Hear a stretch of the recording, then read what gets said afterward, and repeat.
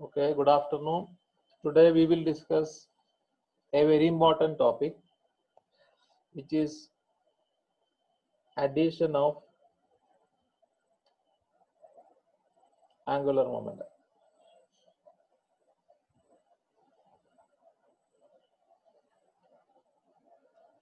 So that means we have to add two or more angular momenta. So at many instances, we have to add several angular momenta. For example, for an electron,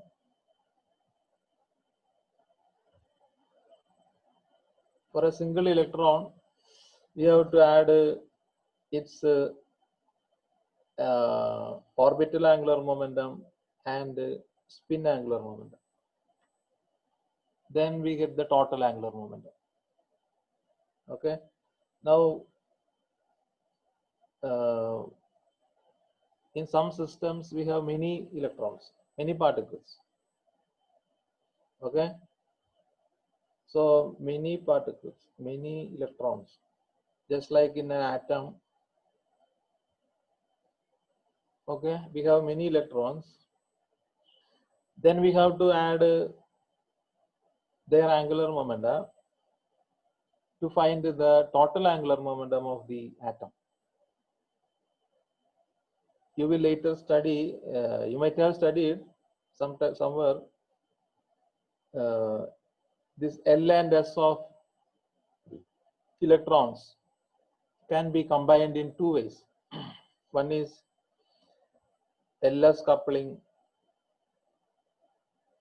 and another is JJ coupling. LS coupling and JJ coupling. So that means L and S of each electron is combined to get J. Then each J of each electrons are combined to get to the total angular momentum capital J.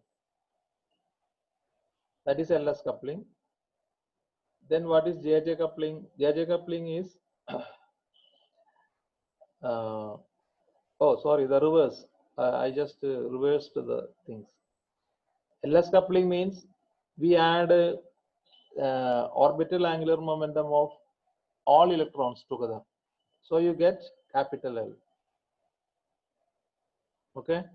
Similarly, you add all the spin angular momentum of the electrons to get a capital S. Then L and S combine to form J. That is LS coupling. What I initially said is JJ coupling. L and S of each electron is combined to get the small j of each electron. Then small j of each electrons are combined to get to the total angular momentum j. So in two ways you can perform this angular momentum addition in the case of many particle systems. So this you will deal later in spectroscopy in the 4th semester, LS coupling and JJ coupling. So at many instances, this addition of angular momentum is required. And it is more important in quantum mechanics because classically also that is important. One reason is total angular momentum is conserved. Total angular momentum is conserved. It is a conserved quantity. One of the golden principles of physics, angular conservation laws, conservation of angular momentum. And we know classically this is not a big deal. We can simply, classically they are simply vectors J1 and J2. Consider two angular momenta J1 and J2, they are vectors. So you can combine this to get the total angular momentum. It is not a very tough job in classical mechanics. They are simply vectors. So you get the what is the result? So diagrammatically we can write draw it like this.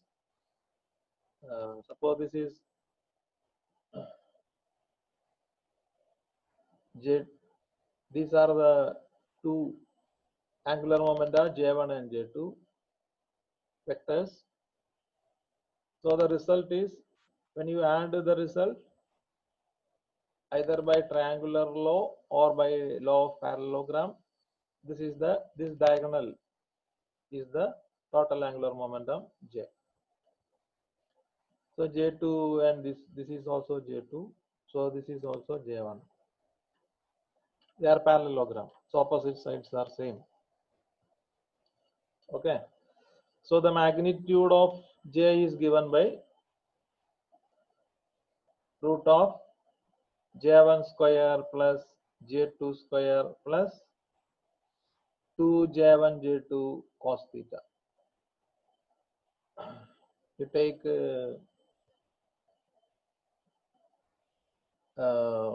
vector addition of J1 and J2, and the magnitude is given by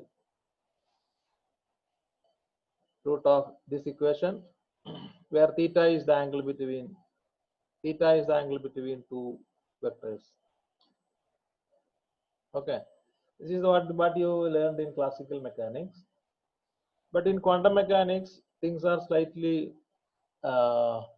complicated, because they are not only vectors, here they are operators which are also quantized in space.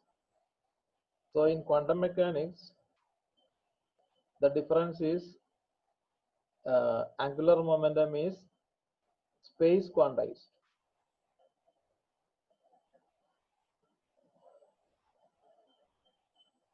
It is so classically this J can have any value. J can take any value, continuous value, no problem. But quantum mechanically, angular momentum is space quantized, so there are some restrictions for their orientation in space. So when you combine the angular momentum, two or more angular momentum, then also this restriction valid for the final angular momentum. Okay. So angular momentum is, resultant angular momentum has some restricted values in quantum mechanics.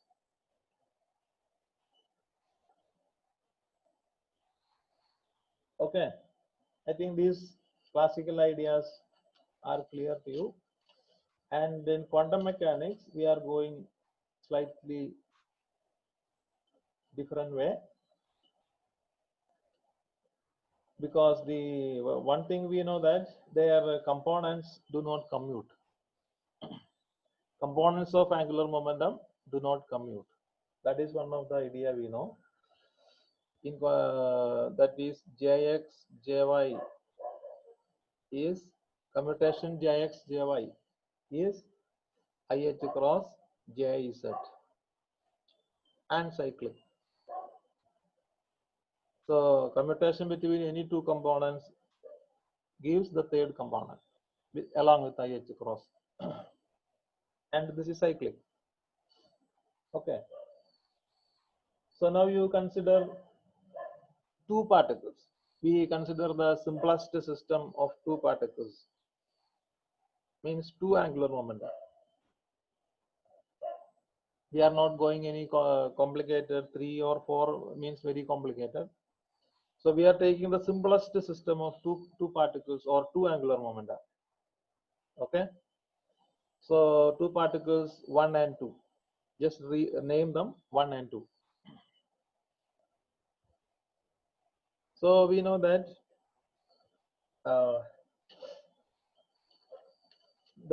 let the components of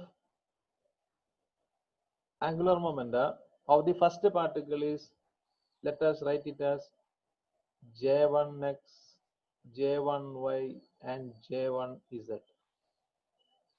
And for the second particle, it is J2x, J2y and J2z. Let us denote the angular momentum components of each particles by 1 index and 2 index. Okay, and when you add these two, you get J.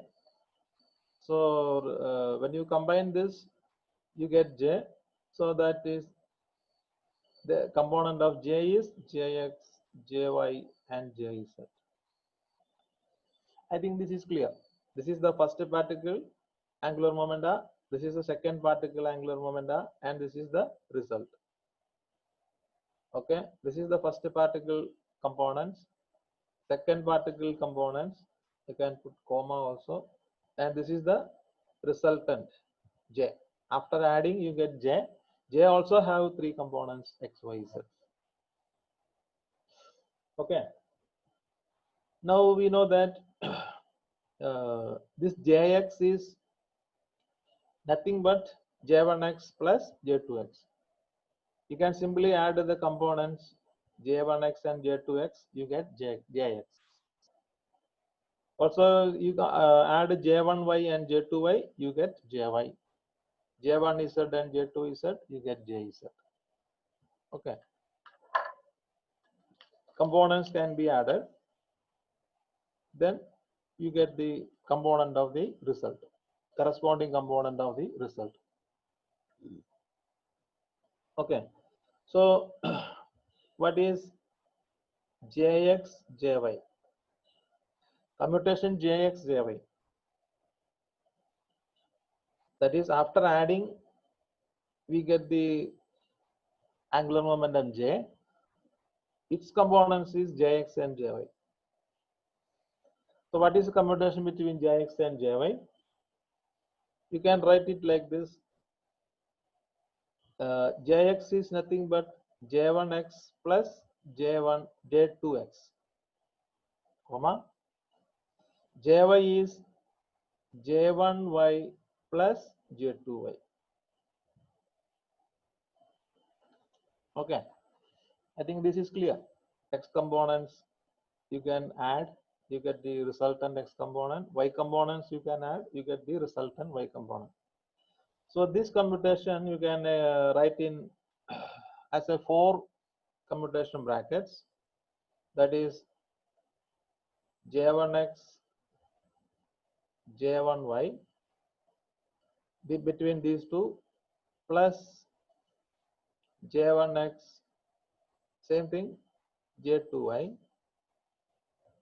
plus now J2x, J2x, J1y, plus J2x, J2y.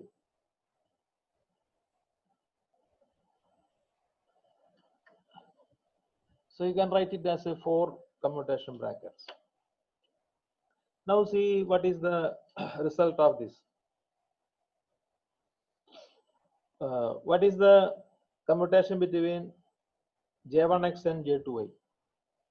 First particles X component and second particles Y component. Do they commute? Is there any internal relationship? No. This is first particle X component, second particle Y component.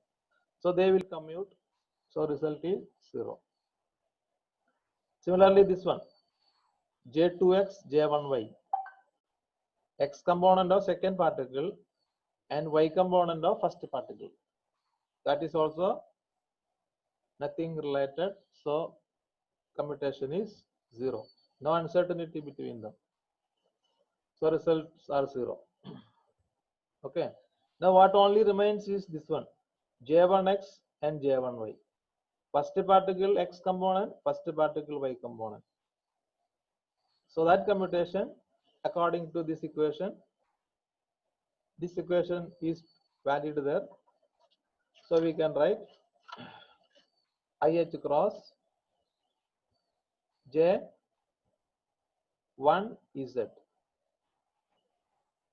result is IH cross J1Z plus 0 plus 0 plus this one J2x J2y.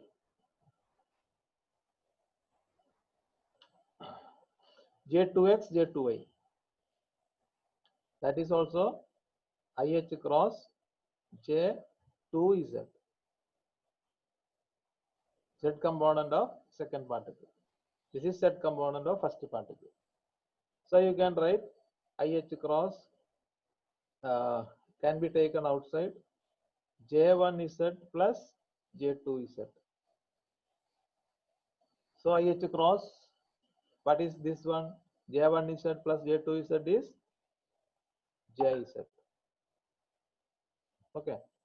So the commutation relation is valid for the total angular momentum also, as it is valid in the case of individual angular momentum. Okay.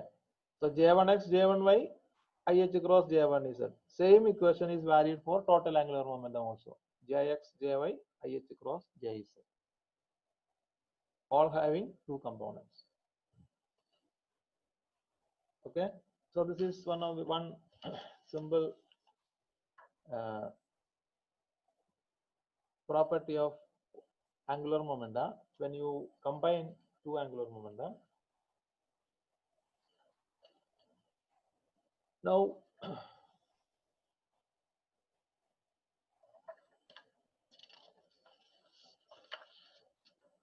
when you add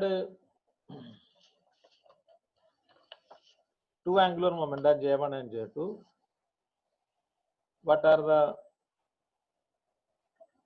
important operators corresponding to these two angular momenta? Okay. Now adding J1 and J2 means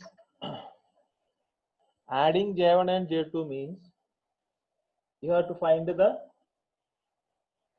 eigenvalues and the eigenvectors of J.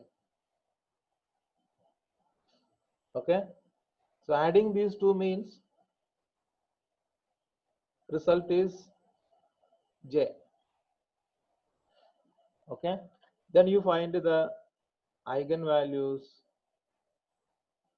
and eigenvectors of resultant angular momentum. That is the final aim. So you know J1 and J2. Find the resultant J, their eigenvalues and eigenvectors. Okay. Now, so with these three are the things involved. These two are the inputs and this is the output. So J1 and J2 and J are the three quantities, three angular momentum quantities we are going to manipulate. So corresponding to each angular momentum, we know two operators are important. What are they? Corresponding to each angular momentum. What is the Cisco? Commuting set of complete set of commuting operators. One is H, then J square, then Jz. So for the time being, you don't consider H, no problem.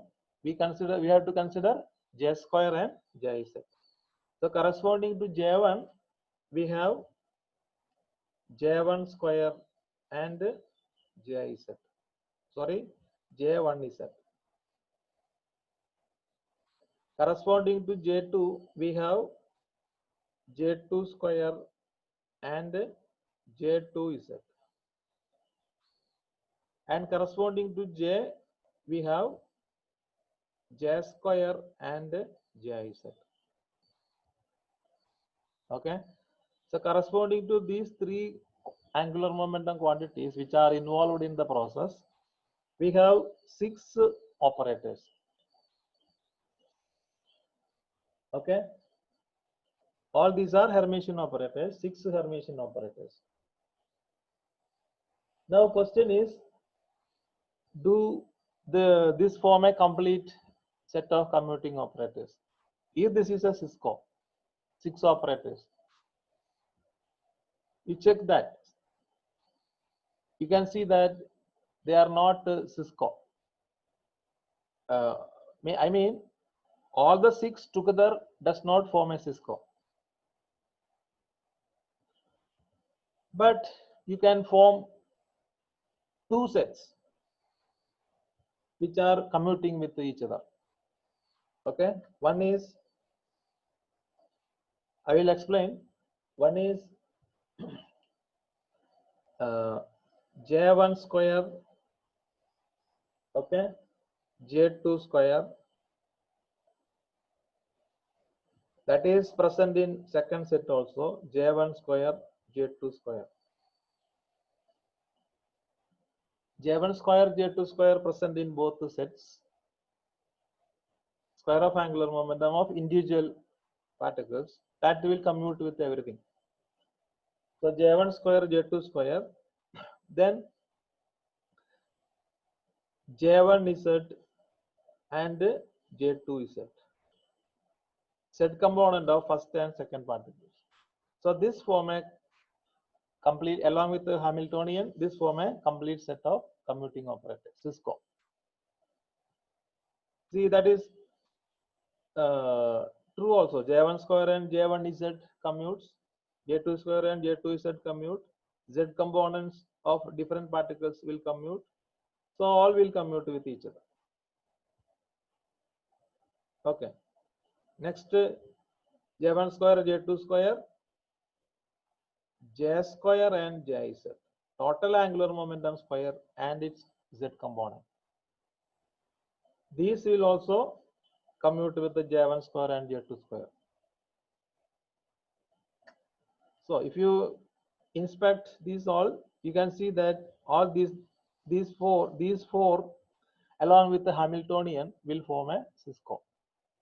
So corresponding to this 3 quantities, we have 6 operators, and from these 6 operators we can form 2 sets of Cisco. J1 square, J2 square, J1 Z, J2 Z. Then J1 square, J2 square, that is common. Then J square and Jz. This is J total angular momentum square and Z component of total angular momentum. Okay. Now corresponding to, so this what is the advantage of Cisco? This will have a common eigenstate. Okay. This will have common eigenstate. So how to represent this common eigenstate? Let us do it as we did earlier by taking their eigenvalues. So eigen common eigenstate of first set you can represent by the ket J1 square. What is the eigenvalue of J1 square? It is actually lambda, but lambda is L into L plus 1 or J into J plus 1, whatever one you can take. Here it is J, so it is J into J plus 1. But this is J1, so you have to take J1 into J plus 1 or simply J1. Now J2 square eigenvalue is J2. Okay. Now J1 is Z component of first particle, that is M1, and Z component of second particles, that is M2. So ket J1, J2, M1, M2 is the one way of representing the common eigenstate of this first set of commuting operators. I think that is clear. Now similarly, second set, the eigenstate can be represented as J1, J2 same, then J square and Jz. J square means eigenvalue is J. Jz means eigenvalue is M. Okay. So this is the way of representing the second set of operators, their eigenvalue is J1, J2, Jm. Okay, so J1, J2, M1, M2 is the first set. J1, J2, Jm is the second set of Cisco. Not Cisco, their common eigenstate. Common eigenstate of Cisco. Now for simplicity, we can do one thing.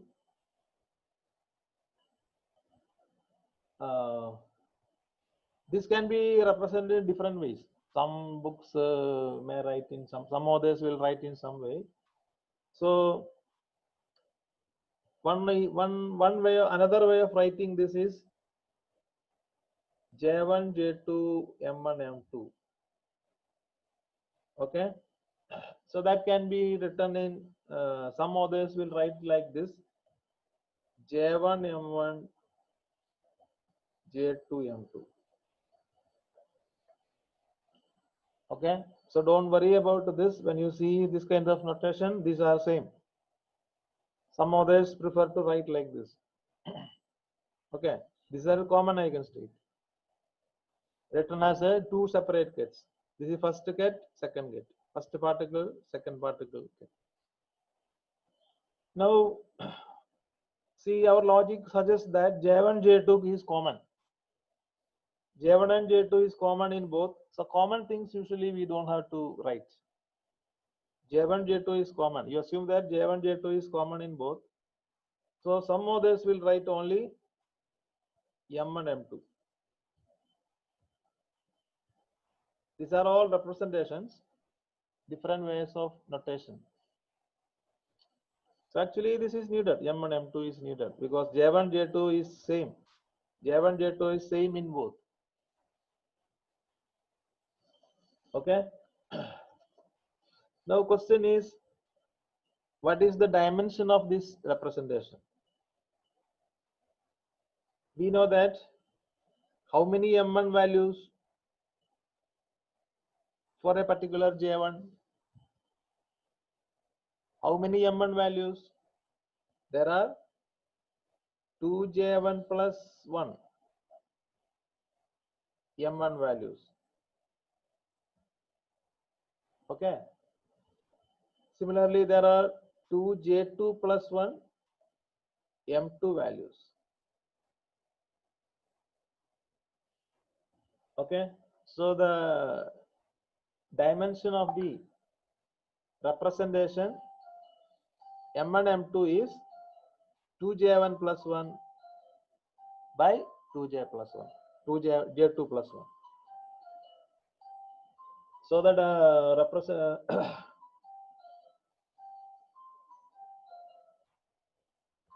M1 M2 is spanned by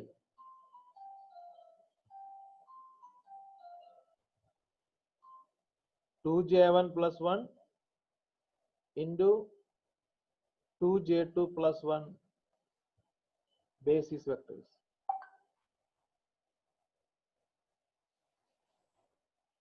Okay, so the dimension of the representation is this one, 2J1 plus 1 into 2J2 plus 1, dimension of the matrix. Okay, now this representation is also known with a name. Name is, see this one, J1, J2, M1, M2 does not show any combined angular momenta. Only individual angular momentas are there. Okay, so there is no coupled things.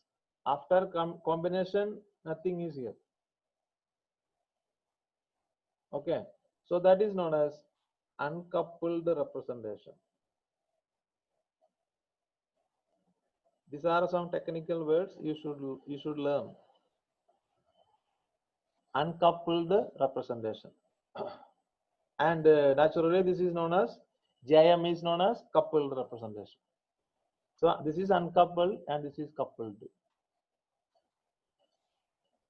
Okay, so similarly second set J1, J2, Jm, that you can denote as at Jm, because J1, J2 is common. I think this is clear. Okay, so the name is coupled representation. So if we have two representations, dimension will be same for all, because when you add angular momenta, we have seen that in that angular momenta case, if you take a particular case, dimension will be the same for all. Dimension cannot be different. So these are all involved in addition of two angular momenta. So the dimension will be same for all. Whether it is coupled or uncoupled, dimension is same. 2j1 plus 1 into 2j2 plus 1. So corresponding to this 6 operators, now we can write the eigenvalue equations. 6 eigenvalue equations.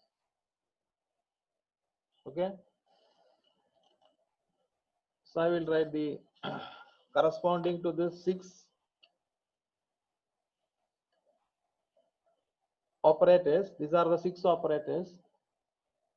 J1 square, J1 is at J2 square, J2 is at J square, J is at. Corresponding to this, we will have 6 eigenvalue equations. Okay. So that we will continue in the next session.